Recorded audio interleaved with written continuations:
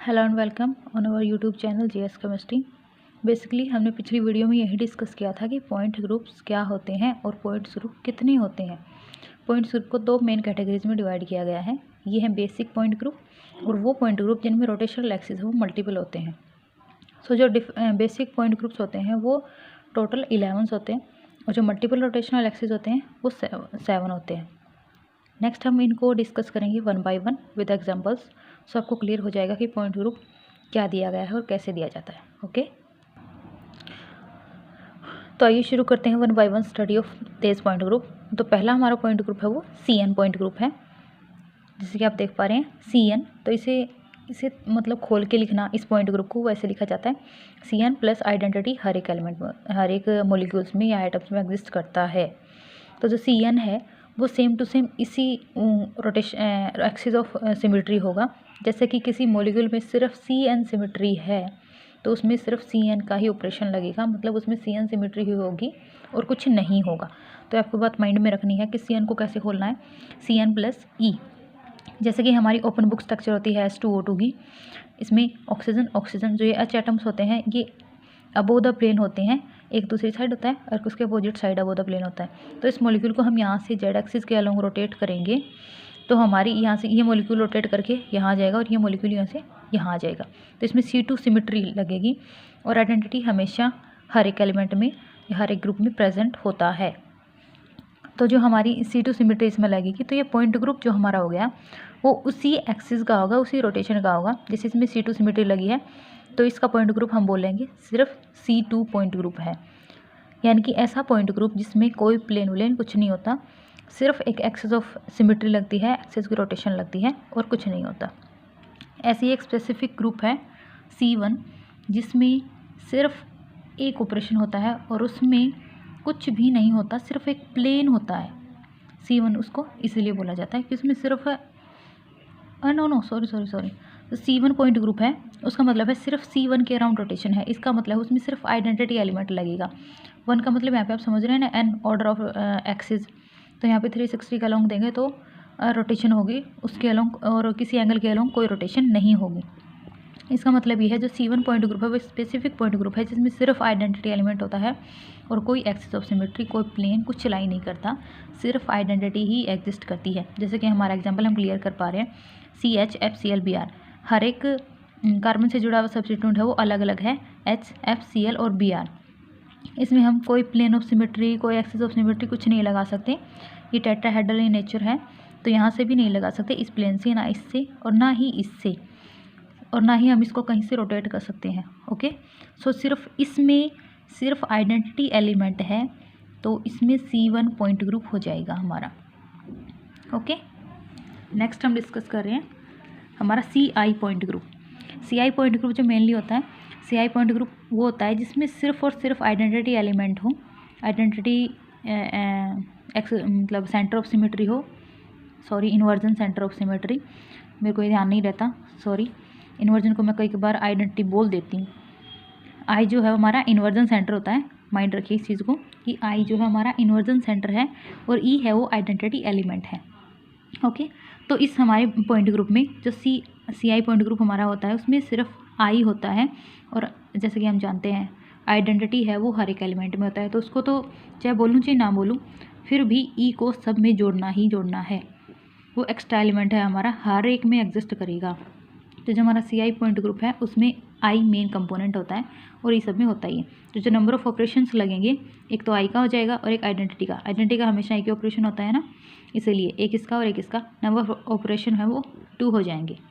Okay, और इसके लिए एग्जाम्पल मैं सेट करने वाली हूँ।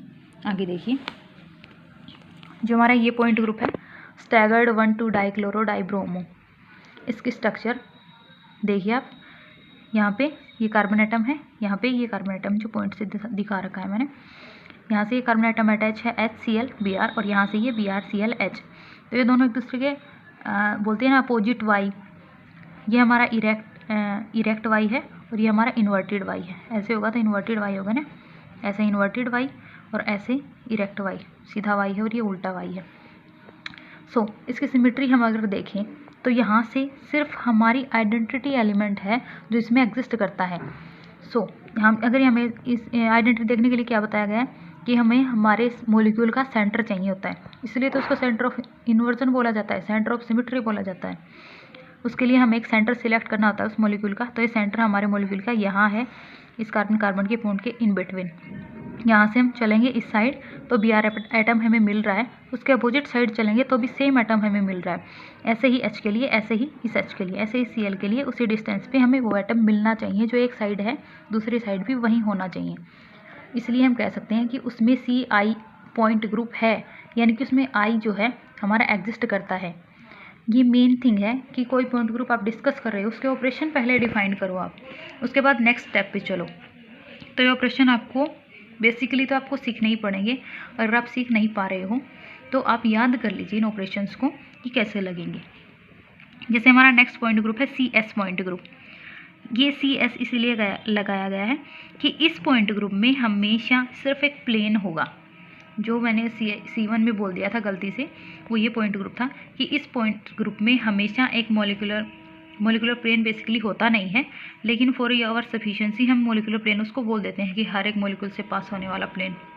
सो बेसिकली मोलिकुलर प्लेन की एग्जिस्टेंस ही नहीं है। मोलिकुलर प्लेन विलेन कुछ नहीं होता है, सिर्फ वर्टिकल, हॉरिजॉन्टल और डायहेड्रल प्लेन होते हैं। तो अगर हमारा प्लेन डिफाइन नहीं हो रहा है, क्योंकि प्लेन बेसिकली किस चीज़ पर डिफाइन होता है, प्रिंसिपल एक्सिस पे डिफाइन होता है। इस मॉलिक्यूल में हमारी कोई प्रिंसिपल एक्सिस नहीं होगी, सिर्फ प्लेन लाई करेगा। तो उसके लिए सिर्फ हम सिग्मा लिखेंगे, ना V लिखेंगे, ना D लिखेंगे, ना H लिखेंगे, सिर्फ सिग्मा। तो इसमें सिग्मा प्लेन ओनली लाई करता है। जैसे मॉलिक्यूल के एग्जाम्पल ये होते हैं SO2 FBr, SO2 BrCl, BrCl। मतलब ऐसे मॉलिक्यूल जो टेट्राहेड्रल इन नेचर होते हैं, उनमें 2 ग्रुप सेम होते हैं और 2 ग्रुप डिफरेंट होते हैं।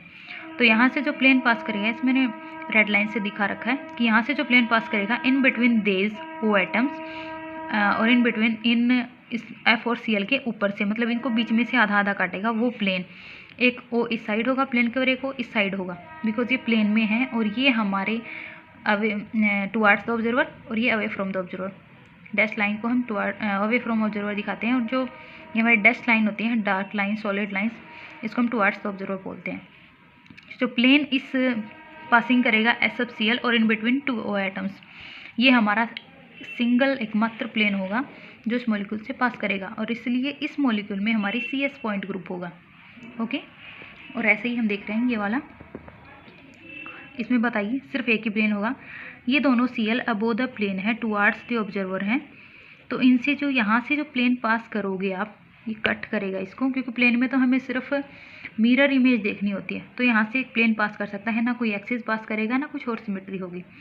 आइडेंटिटी हमेशा एग्जिस्ट करती है, सिर्फ यहाँ पे एक प्लेन होगा, तो ओनली प्लेन यहाँ पे एग्जिस्ट करेगा।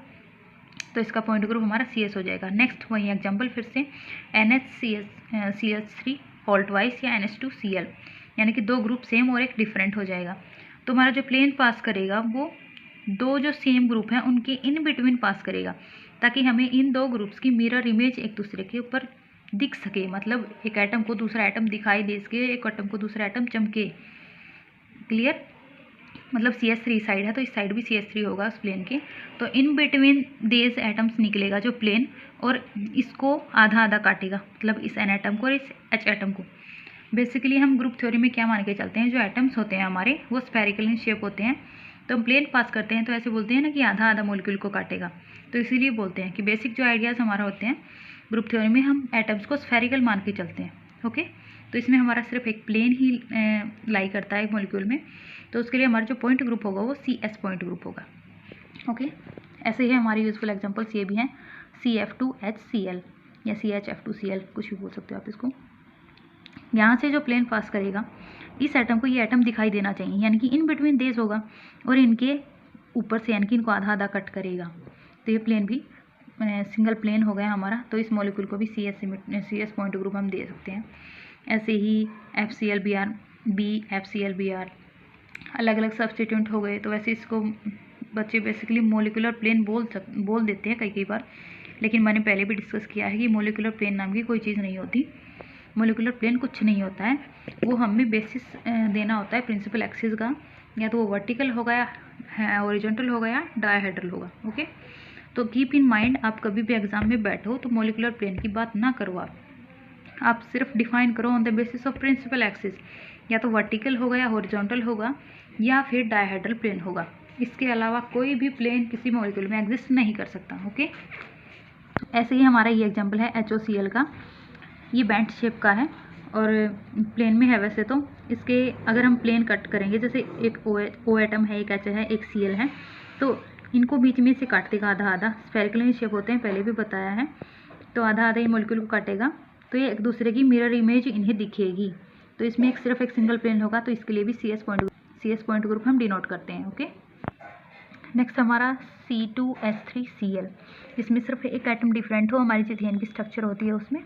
तो यहाँ से हमारा जो मोलिकुलर प्लेन वैसे बोलते नहीं है, बेसिकली बार बार नाम आ रहा है, लेकिन इसका मतलब ये नहीं कि मोलिकुलर प्लेन सच में एग्जिस्ट करेगा। मोलिकुलर प्लेन का अगर यहाँ पे यूज़ कर रही हूँ, इसका मतलब ये है कि इन बिटवीन देज एटम्स, इन एटम्स को जो प्लेन काटेगा आधा आधा, उस प्लेन की मैं बात कर रही हूँ। आप टोटली समझ लेना इस चीज़ को कि मोलिकुलर प्लेन नाम की कोई चीज़ एग्जिस्ट ही नहीं करती है।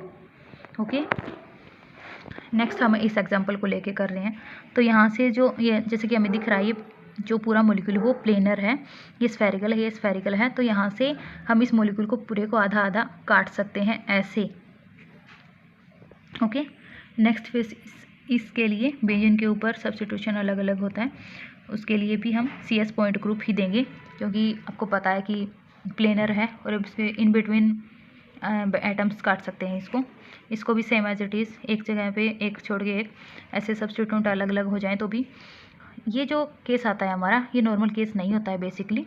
इसको अगर हम खोल के लिखें तो ये OH होता है। अगर मैं यहीं पर OH लिख दूँ और इसको पूरे को स्फेरिकल बना दूँ कि ये पूरा है ना हमारा एक एटम है, तो इससे हमारा एक एक्सिस भी लाई करेगा।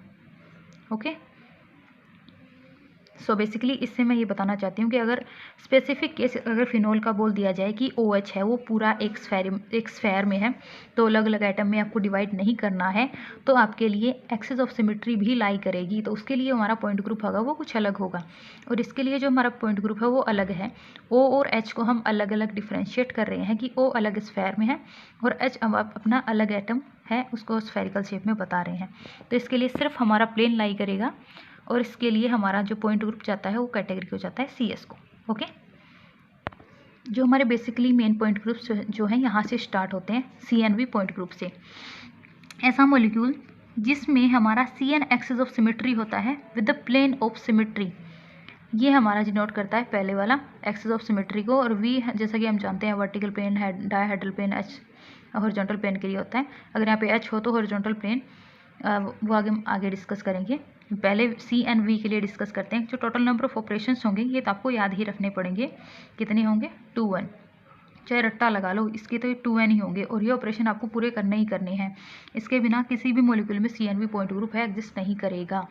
उसमें पहले आप एक्सिस देखिए, जैसे कि मैंने पहली वीडियोज़ में भी डिस्कस किया है कि पहले हम एक्सिस ऑफ सिमेट्री देखेंगे, उसके बाद प्लेन ऑफ सिमेट्री देखेंगे, उसके बाद नेक्स्ट पॉइंट पे डिस्कस करेंगे improper axis of symmetry, inversion and identity, तो सब में होता ही है। तो पहले आप स्टार्ट कीजिए एक्सिस ऑफ सिमेट्री से, उसके बाद आप प्लेन पे आइए। तो जैसे कि हम इसको राइट कर सकते हैं ऐसे, CNV पॉइंट ग्रुप को CN प्लस जितने ऑर्डर का ये एक्सिस ऑफ सिमेट्री है उतने ही नंबर ऑफ सिग्मा V होंगे उस मॉलिक्यूल में, प्लस आइडेंटिटी सब में होता ही है। तो ये जो मेन फंक्शन है हमारा ये है, किसी CNV पॉइंट ग्रुप में अगर आपको दे दिया जाए कि हाँ भाई इस मॉलिक्यूल का CNV पॉइंट ग्रुप है, तो आप उसको ऐसे डिफाइन कर सकते हो।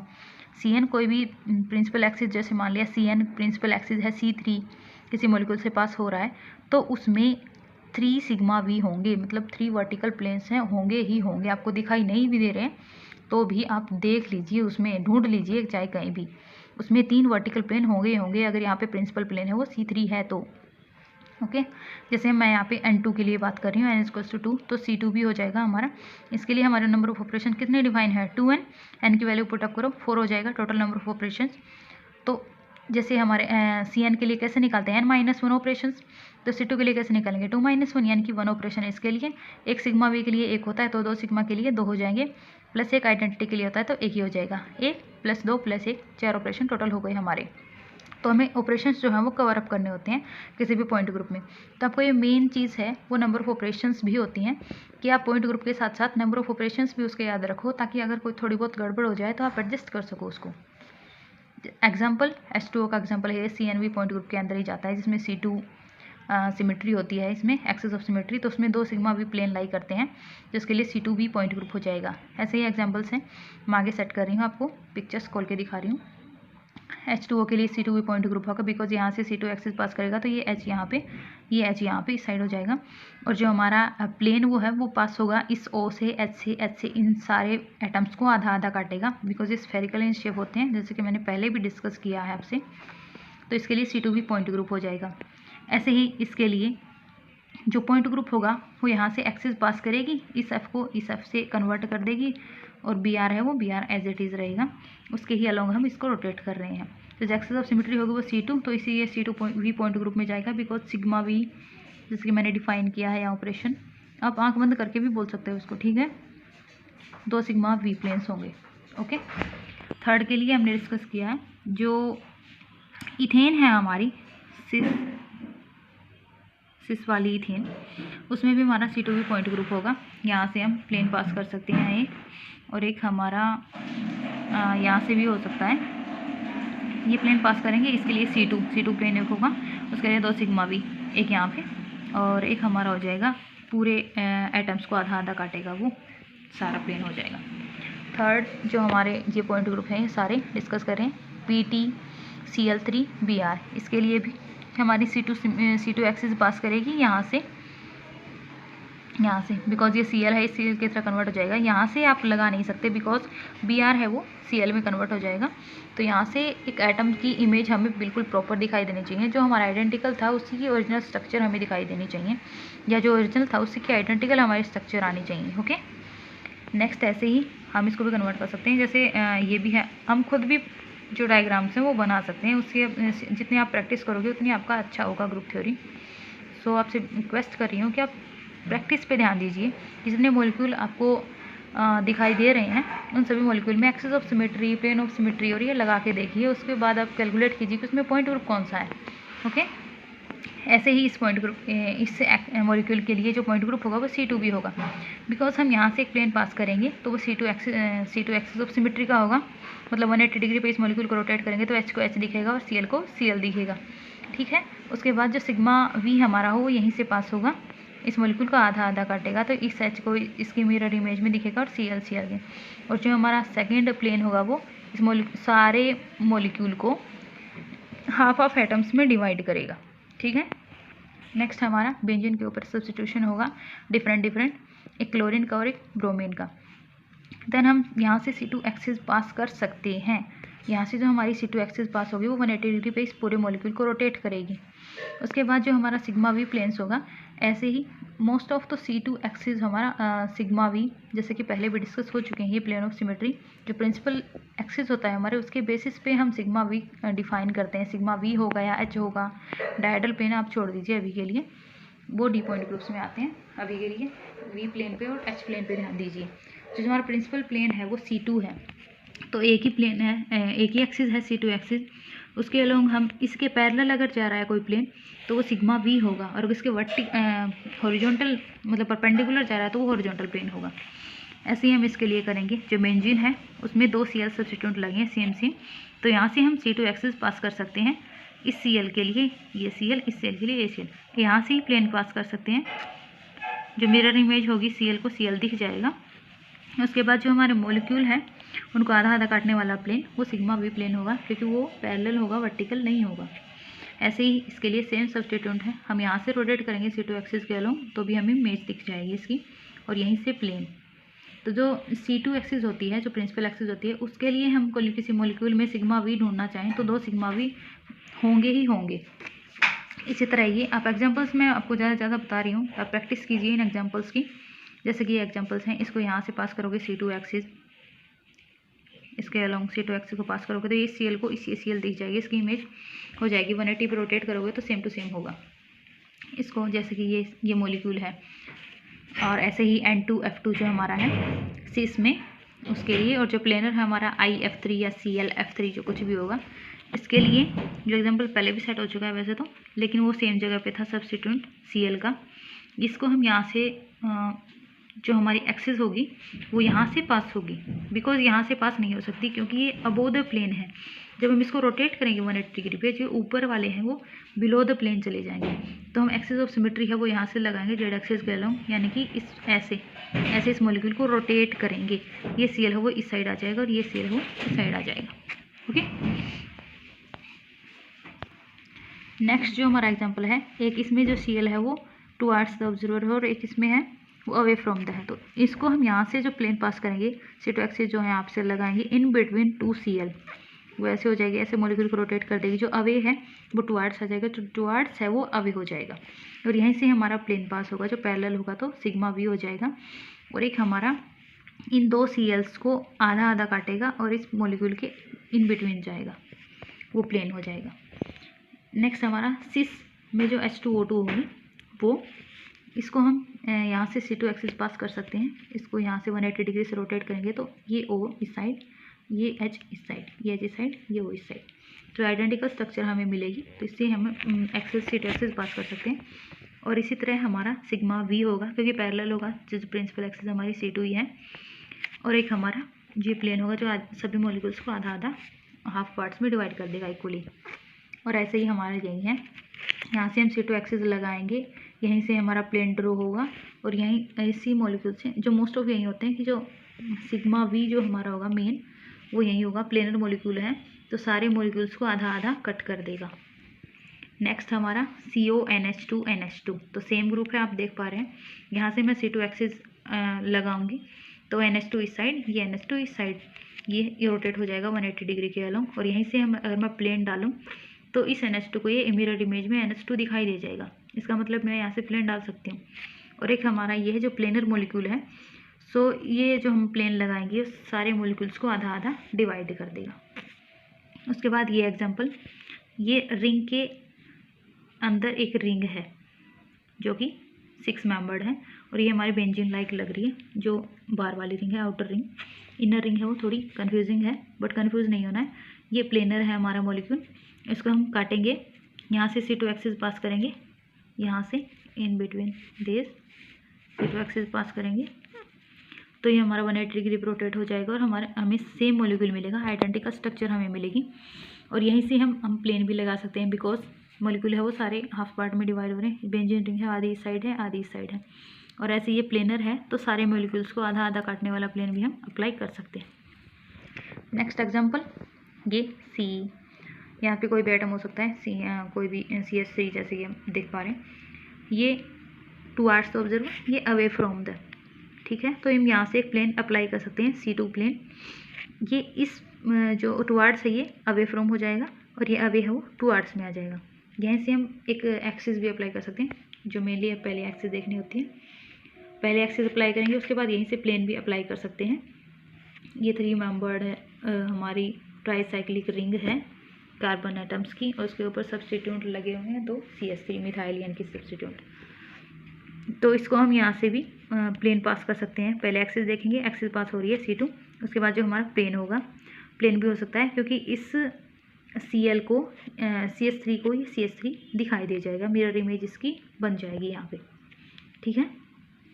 नेक्स्ट हम डिस्कस करेंगे C3V के लिए, यानी कि N=3 के लिए। CNV में जो हमारा 3 पुटअप करेंगे तो नंबर ऑफ ऑपरेशंस होंगे, मतलब जो ऑपरेशंस डिफाइन होंगे वो होंगे C3 as a principal axis, और जितने प्रिंसिपल एक्सिस हैं उतने जितने पे प्रिंसिपल एक्सिस है मतलब थीटा कितने पे रोटेट हुआ है, एन जो हमारा होगा उतने ही हमारे सिग्मा V होंगे, यानी कि 3 सिग्मा V प्लस हमारा जो आइडेंटिटी एलिमेंट है वो तो हमेशा होता ही है हर एक मॉलिक्यूल में। जो नंबर ऑफ ऑपरेशंस होंगे डिफाइन 2 × n था तो n=3, यानी कि 6 ऑपरेशंस जो हमारे डिफाइन होंगे। तो ऐसा हम ऑपरेशन काउंट कर सकते हैं। C3 के लिए 3 - 1, सिग्मा V के लिए 1, तो 3 सिग्मा V के लिए 3 हो जाएंगे, एक आइडेंटिटी एलिमेंट के लिए होगा। 3 - 1 2, 2 + 3 + 1, यानी कि 6 ऑपरेशन हमारे कंप्लीट हो रहे हैं। तो कोई एक्स्ट्रा एलिमेंट ऑफ सिमेट्री हमें लाने की रिक्वायरमेंट नहीं है।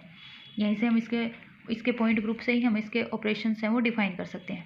जैसे NH3 मॉलिक्यूल्स में होता है, पिरामिडल शेप होती है, इसके ऊपर एक लोन पेयर होता है, उसको हम बेसिकली काउंट नहीं करते हैं। H जो है हमारा प्लेन में है, ये टुवार्ड्स है और ये अवे फ्रॉम है। तो यहाँ से हम C2 एक्सिस है वो पास कर सकते हैं, सॉरी C3, क्योंकि C2 पास होगी ही नहीं। यहाँ से हम इसको रोटेट करेंगे तो ये इस साइड हो जाएगा, ये साइड, तो ऐसा पॉसिबल नहीं हो सकता। C3 हम यहाँ से लगाएंगे इस लोन पेयर को कांस्टेंट रख के, तो 120 डिग्री पे ये रोटेट हो जाएगा हमारा मॉलिक्यूल। NH3 जो है 120 डिग्री पे हो जाएगा रोटेट। उसके बाद ये CH है, ये H है इस साइड, ये H है इस साइड, और ये H है यहाँ आ जाएगा। C3 एक्सिस हम इस पे लगा सकते हैं, जो आप प्लेन भी फाइंड आउट कर सकते हैं। अगर मैंने बोल दिया कि C3 एक्सिस है तो डेफिनेटली या तो कोई भी सिग्मा V नहीं होगा, अगर आपको एक मिल गया है तो 3 होंगे ही होंगे। ठीक है, नेक्स्ट पे चलते हैं। XeO3 same to same structure है इसका, ऐसे ही ये होते हैं, इन पे हम C3 लगा सकते हैं। उसी तरह सेम टू सेम प्लेन भी लगा सकते हैं। ऐसे ही ये है CH triple bond C single bond CH3, इसके ऊपर हम एक प्लेन लगाएंगे यहाँ से, जो इन बिटवीन यहाँ से C से पास हो जाएगा। ये हमारा C3 एक्सिस होगा। 120 डिग्री के अलोंग इससे रोटेट करेंगे कांस्टेंट रख के। ऐसे ही इसको as a lone pair treat करो और इसको NH3 ट्रीट करो, तो सेम टू सेम ऑपरेशन इसमें कवर अप होगा C3। और ऐसे ही हमारे यहाँ से एक प्लेन लग जाएगा इस साइड H, ये पूरा मॉलिक्यूल आ जाएगा इसमें, ये पूरा मॉलिक्यूल इसमें आ जाएगा। सेम टू सेम सब्स्टिट्यूट हैं तो हमको मिरर इमेज भी दिख जाएगी। ऐसे ही हमारे 3 सिग्मा V होंगे। अगर आपने एक देख लिया, एक आपको डेफिनेटली मिल रहा है, और C3 एक्सिस है हमारा प्रिंसिपल एक्सिस, तो आपको 3 सिग्मा V मिलेंगे ही मिलेंगे। ओके, नेक्स्ट हमारा CHCl3।